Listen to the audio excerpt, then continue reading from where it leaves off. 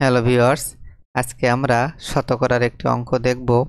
অঙ্কটি খাদ্য অধিদপ্তরের সহকারী উপখাদ্য পরিদর্শক পদে 24/4/2009 সালের পরীক্ষায় এসেছিল।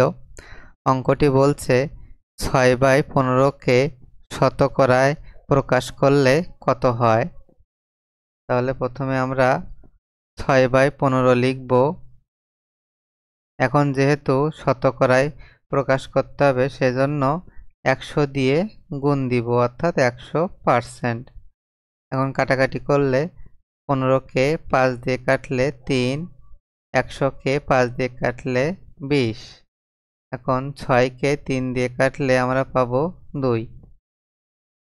এখন আমাদের উপরে আছে 2 এবং 20।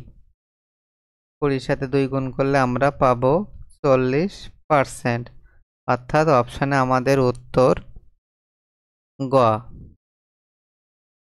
ধন্যবাদ সবাইকে।